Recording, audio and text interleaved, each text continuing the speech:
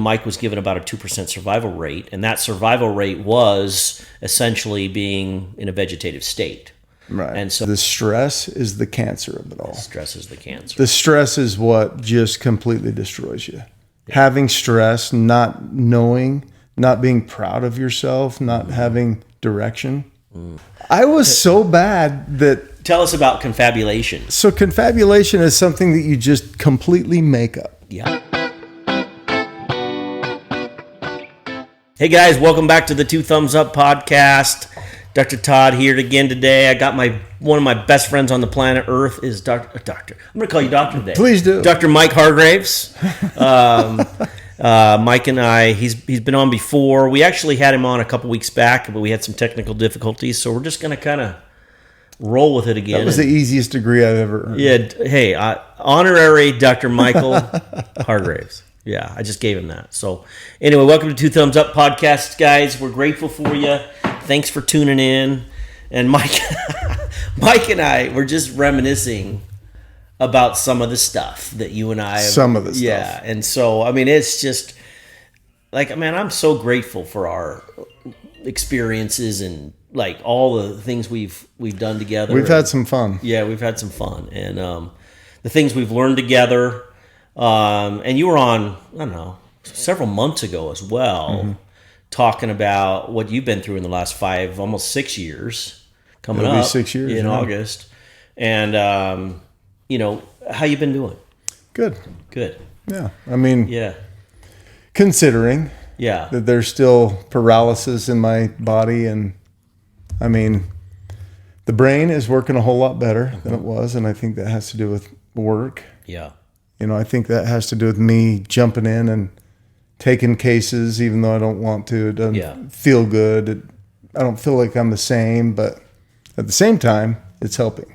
You know, it's interesting you mentioned that, because I just recently had a conversation with a cousin of mine, family member of mine, and you know, it doesn't have the history that you have with the stroke and all of those things, and really is you know, kind of dealing with some other things. And what we talked about is literally the work, getting back into some sort of a rhythm or flow. I mean, when life is chaotic and you have things come up, just getting back into a flow of something. For sure. You know, what have you kind of seen with yourself in that aspect? I think that's the key. Yeah. The key to recovery is just getting back into I mean, I think I told you this before, but there was a case I had that it was kind of an interesting case. It's more of a security. It wasn't an investigation. It was a security detail. And it turned into a year of it. And during that year, I made more progress than I'd made. So this is something you've done post-stroke that you had, and you had a security deal for up to a year. It lasted for 11 months. And so that, what did you, obviously, were you hesitant to take that deal at the beginning? Or no, I was looking for a deal. Yeah. I was excited I had it, and I didn't think it would last that long. I thought it was just going to be a 2-week security deal. It was an interesting case because the guy that I was working for, he's not from here. He has property here, and his father was on hospice. Oh, wow. And so his father, and in fact, you know how I got the case. It was Ty Gubler.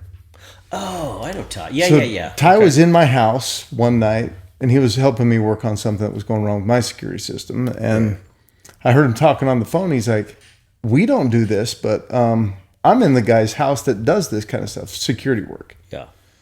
I'm in the guy's house right now, so let me talk to him, and if he can get you in, I'll have him call you back. And just so everybody knows, what type of security work do you do? Mostly it's just either protection work, direct protection. I mean, we did a lot of years at the Sundance Film Festival, and so some of it's protection work, which I don't do as much anymore, obviously because of my impairments, and but we do a lot of that. A lot of it's just, like in this case, it was property security. So property. Yeah. So we were protecting the inheritance of the client. It was his father's estate. And so we were protecting that inheritance. And so as you did that work, what did you notice about yourself? Well, it was consistent. So, Yeah, consistency. like I said, the fact that it lasted almost a year was just like I knew that I had enough money coming in that I could pay for next month, Right. and I was fine. And that switched something in my head and gave me something I needed Yeah. that put me. So in there's a different sense space. of when a sort of a sense of security, like, okay, I'm gonna for the next such and such amount of time, Yep. I'm covered. The stress wasn't there. Yeah, the stress wasn't there. So what is it that we do in our current culture? Would you say that, man, there's a lot of what you're talking about right here is exactly what I was talking to my cousin about, is that sense of the unknown, the possibilities of literally financial ruin, or having relationships break up, or It's losing the stress. business. The stress ruins all kind of progress. And so what you've learned then is, even when that's in the face of it, just get up and take action. Yeah. Do something. Yep. Go figure it out. Go figure it out. And And the process of figuring it out, you're going to keep yourself busy. yeah. It's going to take you away from that space that is just awful. Yeah. That the what if space. Yeah. Holy cannoli, bro. How did I get here? Yeah, how did I get here? And when you worked your ass off to create something, and it's like, whoa. And so to have that essentially that asset to say, I can go do this. I know I can go do this. Just a small little thing like that. Yeah. And it wasn't much. It was just literally, for me, it was brainless because I'd done it so many times, like setting up a security perimeter and a security system for somebody's assets and home or whatever that is. I can do that in my sleep. So it wasn't intimidating. There wasn't like the pressure of performance, or it was just like I had a job. For the next year, I was going to be employed. And what do you feel like that did for your brain, your nervous system? And I'm sure many of you, because Mike and I have been friends for years and years, and maybe you've tuned in the last time that we was on, but Mike had a cerebral hemorrhage almost 5.5 years ago. And we've all kind of watched you and experienced you come back to being able to have this type of a conversation. And just for clarity, Mike was given about a 2% survival rate, and that survival rate was essentially being in a vegetative state. Right. And so you have come a tremendous distance. But what's interesting to me is, I've kind of witnessed this metamorphosis, so to speak. And when you took that job, that security job, and you just got back into something you know how to do, what do you feel like that did for your brain in the healing Changed process? everything. Yeah. It literally changed everything. It changed how I looked at myself. It changed how I performed. How my brain started functioning again. Like I started figuring out the things that I used to do. Like that neuroplasticity kicked in, and it just made everything all right. What would you share with people that maybe not have had this significant type of injury you've had, but are in a similar predicament? Like there's unknown, there's the what ifs, there's the we talk to people all the time that their relationships are ending, or people losing jobs, and that feeling of angst and fear of like, uh-oh. So what I would say is the stress is the cancer of it all. Stress is the cancer. The stress is what just completely destroys you.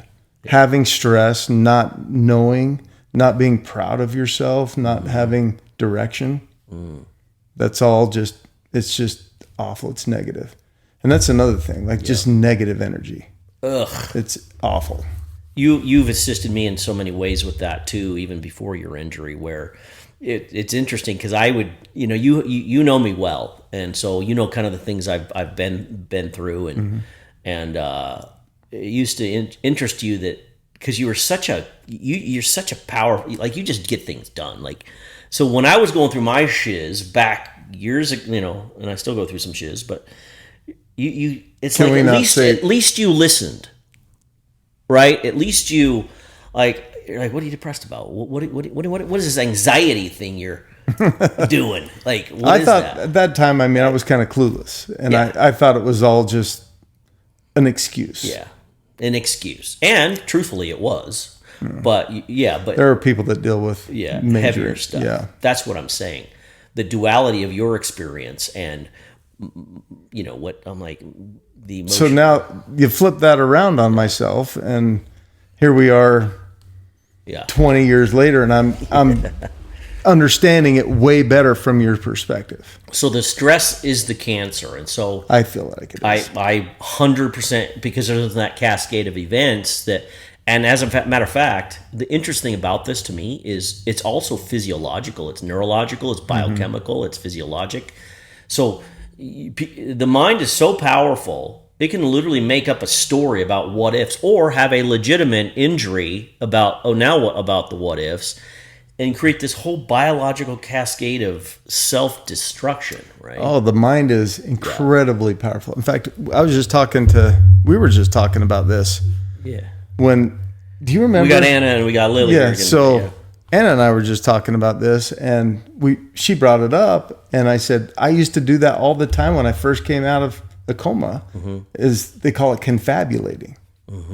I remember. Yeah. I was the worst. But it was brilliant in some ways. I mean, I was so bad that. Tell us about confabulation. So confabulation is something that you just completely make up. Yeah. It's not real. It's not there. And you just believe it 100%. Because your brain's telling it's real. And tell people how you actually really are. When you're convinced of something, Mike Hargraves. Absolutely convinced. Like he was like this before, but he didn't confabulate. He was just convinced he was right. I told her the story. I told Anna the story that I'm sitting, and I think I was still in the hospital at the time, but I'm sitting there, and Rick Libbert comes in, and it's fun, way funnier when he tells the story. Yeah. But he comes in, and we're talking about razors. We're talking about going on a ride in a razor, and I said, "Well, I've got mine out in the parking lot. Let's go." And he said, "Mike, I don't think you do." Yeah. And I said, "I do. I just saw it earlier today." And I was absolutely 100% convinced that my razor was sitting in the parking lot and we could go on a ride. And he was trying to be nice, and he's like, "No, I don't think that's the truth." Yeah. And I said, "Wait a minute, I can prove it." He's like, "How are you going to prove it?" I said, "Well, I'll pull up my cameras, and if you're right, my cameras at my house, and if you're right, my razor will be sitting in my garage." And he's like, "That's a good idea, do that." And so I did. And sure enough, my razor's sitting in my garage. It's interesting, though. So to me, that's an indication of the brain, though. I was convinced. But I would have bet the ranch on it. But also the power of the brain, because the brain, it will do everything it can to get back in congruency, in rhythm, in making sense of our existence, right? And so, and that's a part of the healing process from what you experience. But how many times are people confabulating in life? Isn't actually, when you talk about confabulation, everyone is stuck on their rightness. Oh, yeah. How many times have I done that? Stuck on my rightness. I am completely guilty of that. You know what's fun? I have learned that, honestly, I enjoy being, and not that I'm wrong, I enjoy being wrong. I know that sounds crazy, but in my mistakenness, I call it making a mistake or being my mistakenness, I actually have learned that I learn more. Because I'm tired of what I think I know. I want to know what Mike Hargraves knows. That's the fun part of it. That is a good way to look at it. We're in duality here, but I'm like, man, honestly, podcast is the funnest day. I love podcast day. Yeah. Because I get to have these conversations with people, because I love to hear experience. I love to know, what you know. We were sharing some stories before we started today. Some fun stories. Maybe we'll do that. But we were together in the situation, but you have a perspective of the story. And I have a perspective of the story. Yeah, and you corrected my perspective. The truth of the matter is both perspectives are part of the story. Yeah. So confabulation is something that if humanity could actually recognize the idea that, hey, it's a possibility. I ended up hating that word. So when you say it, it still gives me but I'm it's like, PTSD. it's like, but let's expand. Like, what is that? Do humans? Would you say? And maybe they're not talking about the razor out in the parking lot that's not out there, but do they confabulate? Oh, we do it all the time. We do it all the time. Everybody does. Yeah. What are you supposed to do that? I think it's ego. I mean, if you're flat out, like with me in the hospital, it wasn't ego because I was literally brain injured, and it just was a what do you call that? A symptom of my condition. But I think in everyday life, people lie because they just want to look cooler than they are. Yeah, it's ego. It's like this direct desire to be right about something, even at the destruction of another or themselves. I remember there's instances in suicidal ideation where there's this feeling of that I'm so right about my brokenness that the world's better off without me. Now that's the epitome of being right. Yeah. When it's actually not the truth, but the mind, the brain, when it's in that state of prison, it's convinced of it. I've experienced it. And so I can tell you this, the actual convinced is real. Like 100%. I am absolutely convinced. I was absolutely convinced that my razor was sitting out in the parking lot in the hospital. Yeah. And it wasn't. Yeah. I remember Jess talked to us about this and the things you would, even when you got home, I'm like, well, and the good news is now I got an imagination. That is good news. And maybe now you just confabulate like the rest of us. Yeah, just small little white lies. Yeah. To make myself look cooler. Yeah. I hope so. Yeah. Well, it's part of that. It actually is a driving force to part of to create. Is like, no, I can do this. And the truth is, if I convince myself I can do it, even though if I stop and go, I don't know if I can do this. But if I'm like, I can do this. There's a driving force. Good chance you're going to do it. You're going to do it because it's like, I was talking to my mom the other day. You know, in life, it's easy to see back the history of things, but next to impossible to see the future. And so, but it's almost like we're given this little bit, this intuitive possibility, like a little breadcrumb that God, creation, existence lays out in front of us. Like, oh, there's a breadcrumb. Okay, I'm going to take this. And so I look at it like the map is actually laid out before us, but to see it and to experience it is one baby step at a time. And it takes great faith that the map will be laid out before me, because I can see the history of what I've done, but to trust that the map will be laid out and to listen intuitively and spiritually and see the breadcrumbs that may be laid out. Now that to me takes faith. Well, and that's funny you say that because that leads into one of the strategies in my book. Tell us about that. So it's, compartmentalization. Like if you think a task is too hard to do, then all you have to do is compartmentalize it down to small itty bitty things that are simple for you to do. Interesting. And if you do that, pretty soon you'll be done with the task. Interesting. So that's another, this gives me goosebumps. So like literally for people to break down something in a way that those breadcrumbs, they've just literally laid out breadcrumbs for themselves to a possible creation or possible outcome. Yeah. I mean, well, a lot of things we did on the teams was, from a 5,000 foot perspective, impossible. Like you couldn't do it. Like people would think there's no way that's going to be done.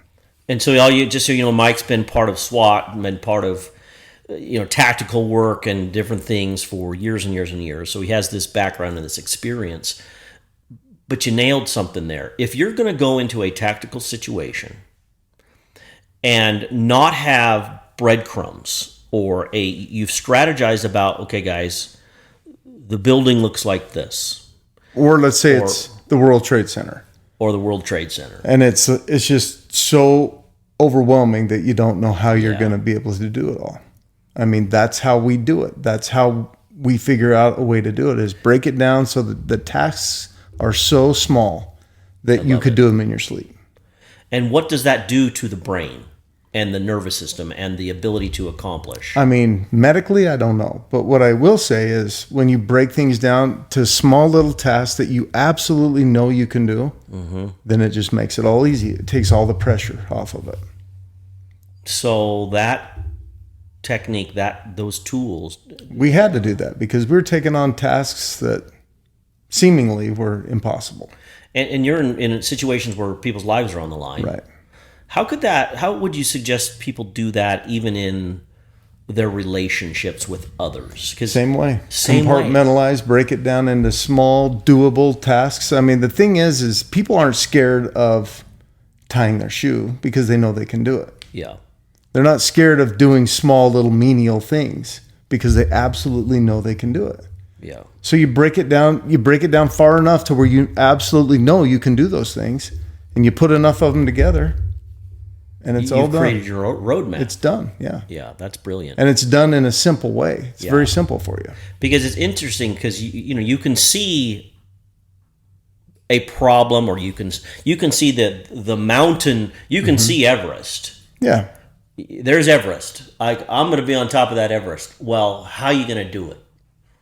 Well, you break it down so much so that you know it's just a matter of executing. One foot after the other. And that's actually, if to me that takes away that it doesn't take stress, the stress, the fear, it just kind of goes away. That stress is turned into creativity. Mm-hmm. And we step into creator mode. It almost expands your brain. Expands your brain. In a way that you realize, okay, there's different ways I can do this. When you said that, I saw, because I see these images. When you say words, I can see these images. And when you said that, I saw what I would say looks like the tree of life to me. It's like there's an expansion of the mind when the possibilities I laid out the possibilities. It's almost like the carving of Michelangelo's David. It's like, well, it was a hunk of stone, and every little thing. Well, then the David appears, but it was every little thing that he did to create that masterpiece. Wow, I mean, man, let's do that. Let's just break it down, make it handleable. Compartmentalize it, and just strategize on how to create a business or an idea or a relationship or it's like how does that extrapolate, would you say, or work when you're dealing with someone that's really close to you, that's in trauma, a son, a daughter, a friend, a relative? How would you use that idea? Well, I mean, it's always going to be sticky when you're dealing with somebody you love or somebody you care about. But I mean, nothing changes. Like on the team, you're going in to do a job. You have to do the job. Mm-hmm. And whether there's somebody you love, it makes it a little more stressful. Right. But nothing changes. And so, if there's someone in crisis in your life, and that it's like, hey, son, it's like this a little bit of a different dance, right? Because your buddy, your teammates, they're like, I trust Mike, I trust what he does, I need, and it's like you're all in. But when someone is, I'm thinking of a situation I've kind of been involved with lately with a family member, and I'm like, okay, what is it? And so to me, it breaks down oftentimes to simply asking dynamic questions of somebody, and it has to be an open conversation, because if the conversation's closed and there's no opening there, it's like, hey brother, good luck to you, I love you. Mm-hmm. But someone's in trauma, I've recently dealt with someone that is suicidal, and they're at that point, and this is all just recently happened to me, and I'm like, okay, what does wisdom do here? Because all the things you're saying to me right now with creating is absolutely true. So what I just started doing was just asking some questions, and to back him down a little bit. Like, hey, what's going on inside you right now? What are you feeling? What are you experiencing? What are you seeing? And it sort of began to change it. Because what I think you're describing is a higher order of creativity. But when someone is in that low depths of hell experience, they're not seeing what you're describing. You get what I'm saying? Yeah. And so it's an interesting thing to assist humanity in a way that doesn't, it's not advice, it's not stealing their power or not diminishing their experience. But you did this with me. Like, I remember when you doing this with me, you just actually listened to me. You thought I was potentially nutso when I was going through some stuff. But like, no, just listen to him. Hey, what's going on? What are you feeling? What is that about? And maybe it's more out of inquiry or, being like just a little bit interested in someone's experience. But it's like, I mean, how many times have you run into people in your life that are in that? I mean, you used to talk people out of situations where there's a firefight coming, it might be imminent, or it's like, how does SWAT or people like that, where this person is really in that type of traumatic situation, what are some of the techniques they use to assist somebody out of that, for lack of a better word, those depths of hell? I would say same thing. Yeah. I mean, it's an overwhelming experience for them. They're in a situation where they don't know how they're going to handle it. Right. And they're scared. Yeah. And somebody steps in and says, it's simple, do these things. Right. And it becomes simple. When it looks like Everest or something larger than that, like, let's break it down. Have you ever been in a situation where you're stressed because you don't know how to do something? Yes. And then somebody comes in and says, it's actually really simple. And then all of a sudden, all that stress just kind of flows right back out of you. Yeah, it's almost like they've had experience. And whether it's simple or not doesn't even matter. Yeah. It could be hard. And even just voicing. Like Everest is hard. Yeah. It doesn't matter who you are. Yeah. It's hard. I find that when people actually just speak what they're feeling, that angst, that they start to elevate sort of out of that pit. Yeah. Just speak what you're feeling. I'm pissed. I'm sad. I'm frustrated. I'm angry. I'm angry at this. Like, okay. You change the energy a little bit. Yeah. So. And for me, that is compartmentalization. When you compartmentalize things down to simple, easy to do tasks, then all of it goes away. All the stress, all the result, everything, it just goes away. And that pressure valve. It just goes, diffuses it. Yeah, it diffuses it. I see that, and so it's the reason I'm asking these questions is because these types of situations pop up all the time with people we care about, and it's like what as someone that runs into people like this, it's like, okay, what are some techniques that you've experienced, that what I've experienced, and how we could do this to assist others? I feel like is super valuable. Yeah, and you know me. I mean, I was in a situation where I was at my lowest time of my life by far. Yeah. Like, I never in my life. I always thought suicide is like a cuss word, like the worst word you could ever use. Yeah. And I never understood it. Never. I never even wanted to understand it. In fact, I would steer the conversation in a different direction. I didn't want to talk about it. Yeah. But then I'm faced with it. And I really considered it at a time. Yeah. And it was like, okay, maybe this is real. Yeah. And when I found out it is real and people do suffer from literal obstacles and things in their lives where it's just easier, it seems more productive to choose out. Yeah.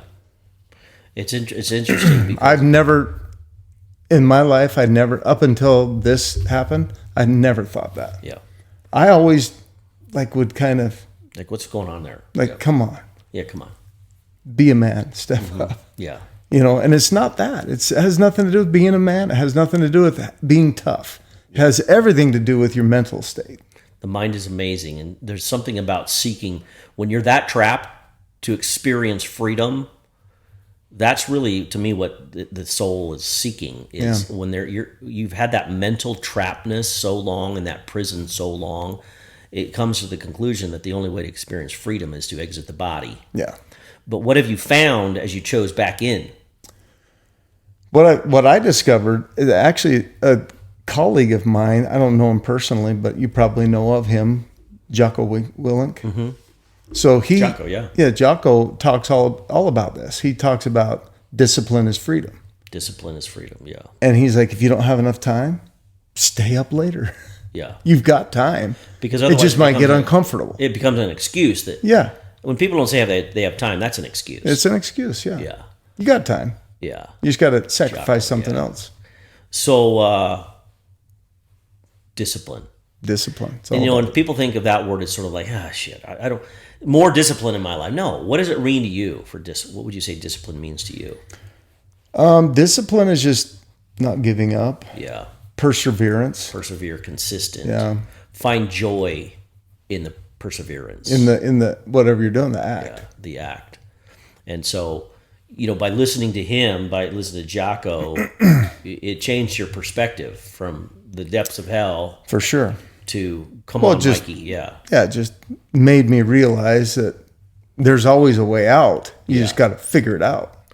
And it's interesting because when you've gone through this process, and there's lots of us that love you, and when you're in that place, it's like people can tell you they love you, and it does matter, but it really doesn't matter because who's the one that has to get themselves out? Mm-hmm. You had to get yourself out of that prison, right? Right. Regardless of how many people told you that they loved you, huh? Right. I remember that. Like, people would tell me, and then I'm like, what? You have no idea where I'm at, right? But the truth is, you have to. And you don't. They don't. And they don't. They don't. And they may love you, but they don't know where you're at. And for you to get out of that and to reemerge, so that it's like almost like this resurrection or this reemergence of, it's like the cocoon and the butterfly. It's like, oh, dude, I'm out. Yeah, so that's one thing I did kind of figure out is people will never understand. And you wanting them to it's just a pipe dream. Bullshit, that's not going to happen. Right? It's bullshit. Yeah. So you got to get over that. And when you realize they actually they'll never understand or get where you're at. The only way they'll get it is if they experience the same thing. Or a similar thing. Yeah, or a similar thing. And then they'll get it. And then it'll dawn on them like it has with me. All these years later when I'm thinking, well, just toughen up, just be tougher. Yeah. No, that doesn't work sometimes. And I was convinced it did work. It always worked for me before. Not in this. It's almost like you have to go through it to actually experience true empathy. Yeah. To be empathic is to experience my own it's true thing and then emerge from it and say, oh. Like when people say, I understand, they don't. They don't. No. Until they actually have some people might. Yeah. But they've probably been through something similar. And then in that moment, they instead of understanding, they become empathic. They have empathy to your experience. They get it. They get it. Interesting. And that's the true level of communication and being, connection. And, there's all these parallels and possibilities and different things. And, you're back doing some amazing things. And what would you say, you're younger than me. But where do you see? Where do you see? I love that about our relationship. Yeah, I'm older. December 15th. I know your birthday. But where do you see yourself going? Like you've been through some stuff, and there's still stuff going on. But what are you grateful for? Would you say? Probably more than anything, I'm grateful for my brain. Your brain. Yeah, because you can make anything else happen if you can. Like when I was, for lack of a better term, and I don't use this lightly, when I was stupid, because I was, but when I was stupid, I had nothing going for me. Nothing. And yeah, I still got paralysis in my body. I still got things I have to overcome. Yeah. But I've got a brain now. Yeah. And so that's the one thing that I didn't give enough credit. And what's interesting is, Jess told me that when I first had the stroke. She's like, nothing else really matters because I was all about my body. I got to get back. I got to get back. I got to get healthy again. I got to be running. I got to do all that. She's like, none of that matters. The only thing that matters is your brain. So work on your brain. And she would force me to do it. I didn't want to. I hated it. Brain exercises. It just drove me nuts. Drove me crazy because I'm like, I should be working on my body. My body's paralyzed. I need to work on my damn body. And she'd be, nope, go do your brain exercise. She's spot on, Jessica. She was spot on. Yeah. Absolutely. And you described something that the word that came to me is, you've gained this wisdom about yourself, about, and because of the valley of the shadow of death that you walk through and experience, you've gained this wisdom about yourself, and knowledge too, but experience. And it's like, I was listening to this thing by Neville Goddard. I don't know if you've ever heard of him, but he's one of my favorites. He's just phenomenal. He's not in body anymore, but he's just this brilliant guy. And he talks about how we are experiential learners. And we can go to school and do all this stuff, but the reality is, at the end of the day, the experiences that we have in life are what drives our true wisdom and knowledge. And it actually, because of that, it connects us to each other, and to it's just a whole different level of learning when you experience something like you've experienced. So it's like you say before, I was kind of stupid. Yeah. But after you walk through the valley of the shadow of death, it's like, oh, I have gained wisdom in my brain, and the value of my brain, and the gratitude I feel for my brain. It's like, the brain and the nervous system, and it all relates to emotional situations, physical trauma. There's these biochemical effects. I mean, this thing you experienced was a physical, hemorrhagic stroke. Yeah. But look at all the ripples or tidal waves of effect it had on your, how you saw life, what you learned, what you experienced. Yeah. And this is why I love having these conversations. It's because it's like, and your experience with your stroke is unlike anybody else's experience. I mean, how many? They're all different. You were over at, you work with many different docs and practitioners and people, and you met other people that had strokes. Oh yeah. And still contact with them. Yeah, and people think, well, it's like we say when we see a brain injured patient. Like that's why we say when we've seen one concussion, we've seen one concussion. I literally saw a patient this morning, right before I got here, post-concussive type syndrome, motor vehicle accident on Monday, and she's having all these symptoms. Now, the symptoms may be similar to somebody else's, but she's the one in the perspective. She's the one in the perspective of that experience. Unlike anybody else's experience that ever existed, she's having this experience. And to me, that's quite profound, because there's other people that have had concussions, obviously, and there's other people that have strokes, but you're the perceiver of the experience. Are you following what I'm saying? Yeah. And so to me, that makes your experience unlike anybody else's experience. For sure, like they're all different. And to me, that's fascinating. What's to be learned? That's why I want to know, I want to have these conversations with people. Tell us what you've experienced. So one thing that jumps out at me, and I was thinking about it when you were just talking about that, but, and I may have brought this up in our other podcast, but I gain strength from other people's misery. And that sounds awful, but it's true, 100%. Mm-hmm. So even still to this day, I'll get down on myself because I still limp, or I can't run yet, or the dumb things, the things that you take for granted when you're in your previous life.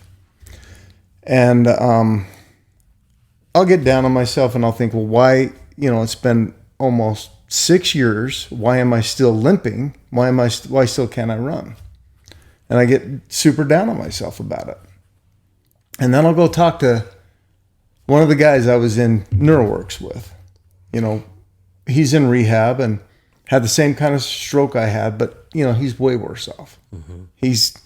He's struggling way worse than I am.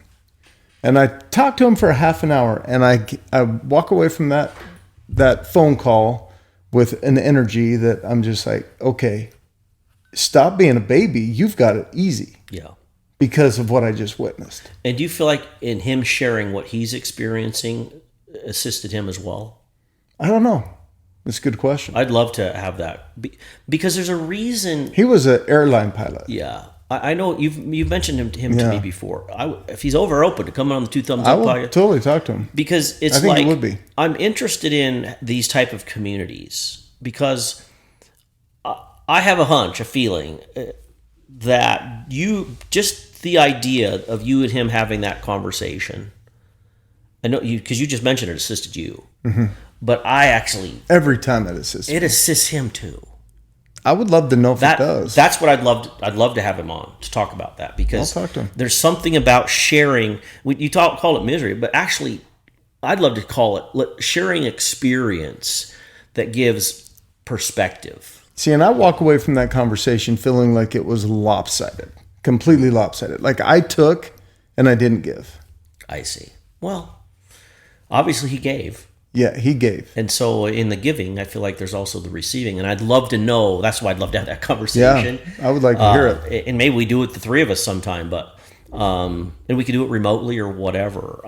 I just find that to assist one another, just having conversations is valuable. Mm-hmm. And I know it assists me. And I know it assists people I've talked to. It's like, you know what the greatest thing about to me, because I don't treat patients as much as I used to, and it is what it is, and I've kind of created it that way. But I did this morning have the opportunity to play doctor today, and there's something about the interaction of with people that really I feel. For me, they're the one in crisis. They're the one that had a concussion. They've had this thing happen to them. But after I leave, I feel so edified by them. I will say this, and I think I've said this about you before. You were one of the very few doctors that I dealt with, and I dealt with a lot of doctors, that actually took the time to think about a plan with me. And you use the same tactics, by the way, that I used in SWAT. Mm-hmm. Like when we were getting into the pool for that very first time, literally you had to carry me. Yeah. Like it was Everest for me. It was like, I think if I get in there, I can do it. And you were just so supportive the whole way through that process. And you gave me those little breadcrumbs to realize, hey, I can do this. And the truth is, when we got in the pool that day, I didn't know what we were going to do. Yeah. It's like, okay. I remember you sitting there holding me up for a while. I think I can do this. But my left arm wasn't. Your left arm was okay. And I remember. It wouldn't come out of the water. And now, just so you all know, Mike swims like a freaking fish. So it's. A gimpy fish. Yeah, and I appreciate you saying that. But that's to me, that's the most interesting part of patient care is I don't have any preconceived ideas, and to listen, I call it listening to the energy of the body. That's what I call it. It's because I don't know what your body's going to do in this situation. So, okay. And then it's like, okay, what can the body do? Oh, the body can do this. Okay, we'll do this until the body can do more of this. They're going to kick that left leg. You were very creative in how you approached that, and I appreciated that. But I do remember waking up that morning going, okay, I asked God, I did. I said, show me a way. Because I truly don't, and I'm not saying this is anything other than I knew there's a way. I know God provides a way. I truly know that. I may not know the way, but I trust that there will be a way. Mm-hmm. And so it's like, I've learned so much from you, and I know you've been the one through the misery, but I have learned so much from you and your experience and all the years we've been friends and all the fun stories and the oven mitts of it all. And, that's another story you guys got to hear about. But, yeah, Mikey, this is there's something here that I would love to continue to explore and talk about, bring in other people that have had, a similar journey or whatever when it comes to brain injury, and, have more of these conversations. Thanks for coming on, man. Yeah. I love you. I appreciate it. Love you too, brother. Yeah, we'll do this again. So, okay, folks, we love you. Thanks for coming on. Are we still rolling? Thanks for coming on the 2 Thumbs Up podcast. Check us out on Spotify. Mike's got a book out. Go ahead and kind of tell us a little bit about your book if they're interested. The book's called Be SWAT, and it's just using SWAT strategies and tactics to win at whatever you're taking on. And also, Mike is a speaker. He speaks to small and large groups. So if, your corporation, your business, or whatever, would love to have Mike come on and, share his experience and his wisdom. He would love to do that. And guys, we love you. Thank you for coming on the 2 Thumbs Up podcast. Check us out on Spotify. And we'll see you soon. Thank you. Thanks.